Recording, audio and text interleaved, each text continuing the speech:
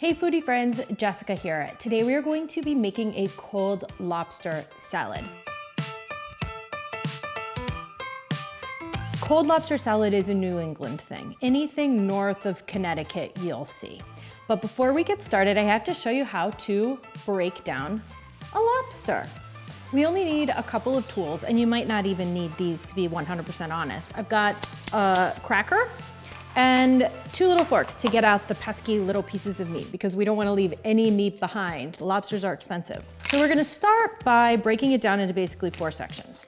Take off the largest claws and set those aside. And sometimes if you're eating it right away, you get a little bit of meat on the ends right there and you suck it right out, but we're not doing that today.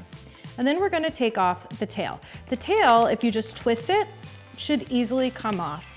All of this green stuff, it's edible, but I don't really like to eat it, so I usually scrape it off, and then you're left with the body. You can take off all of these little legs as well, although I usually, to be honest, don't take a lot of time to pick these out. There is a little bit of meat in each one. Sometimes when you snap them at a tendon, you can get it, but if you're working fast and you need larger pieces of lobster, this just isn't the place to go. The body usually doesn't have meat in it anyway. You can set it aside and make an awesome seafood broth out of it. Just make sure you rinse all of that green stuff out of there. So the pieces that have the most amount of meat in them are the tail and the claws. So the bottom of the lobster has, the not as pretty part, is a thin layer. You take it between your hands like this, between your palms, and crack it. Do you hear that crack? It'll go ahead and break. And you should be able to very easily pull it apart, like so, and take out all of that tail meat. Super easy, right? The claws are a little bit more challenging, but not that much. Take the part that's hinged here, go ahead and pull it out. There is usually a lot of water in it, so know that and know that it might be a little bit messy, okay? We're gonna crack it again at these knuckles. Okay. And then this is where you're going to use that cracker. Get in there on that knuckle, crack it, break it in half, and you should be able to get out a nice piece of meat. These smaller knuckles are where you might want to use those forks. You can break it down even more. The more you break it down, the more you risk having smaller pieces of meat. You might have shells in your pieces of meat. Go ahead. Sometimes it's easier to even push it out the end. Again, watery, messy. Don't expect this to be a clean process. Got that out. This one's empty. And then we're going to repeat the same with the next claw. Get the rest of it out. This is a tendon right here. Even if you tried to eat it, you wouldn't be able to chew it, so don't worry about that. Get the rest of what's in this leg. And there you go, guys. That's how you break down a lobster. Now that we're done picking our lobster, it's time to make our cold lobster salad. We are going to start with celery. It's about 1/4 cup of celery, but you don't have to be super exact because it's just not that kind of recipe.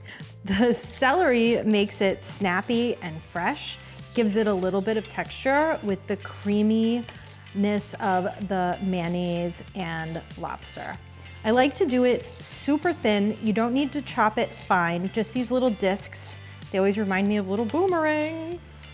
I'm gonna go ahead and put that in my bowl. Going to add 2 to 3 tablespoons of mayonnaise.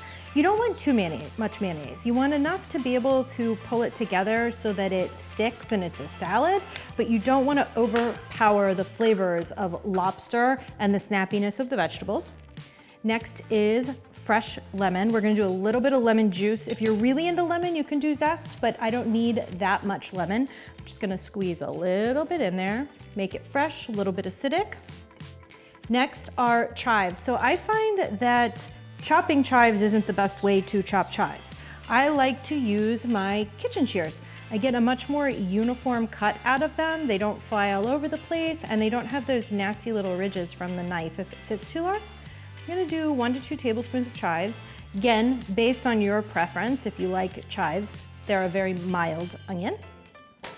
a tiny bit of pepper, tiny bit of fine sea salt. We're gonna use fine again here because it doesn't have a ton of time to be able to sit and marinate and dissolve. Mix this part up before you add your lobster. You want nice, large, succulent pieces of lobster.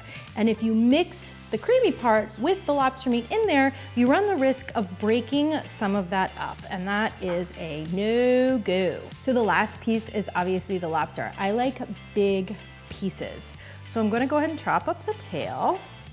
Do it into slices, cut it up just a little bit more.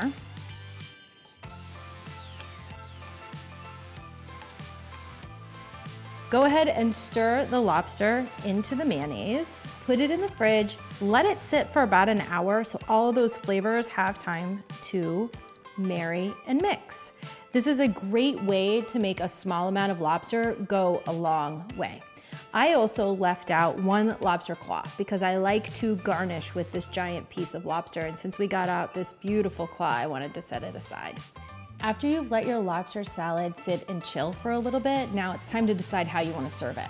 You could put it onto lettuce. I love butter or bib lettuce. You could serve it on a split top roll like a lobster roll, or you could put it on brioche for a lobster salad sandwich. No matter which way you do it, it is all acceptable. I've chosen to put mine on some butter lettuce today, so I'm gonna pile it on in here. I can't wait to eat it. It looks amazing. Oops. Okay. I'm gonna garnish it with a little bit of lemon and more chopped chives or snipped chives, whatever you want to do. We don't need to get super technical, do we? And of course, our lobster claw. From my kitchen to yours, have a great day.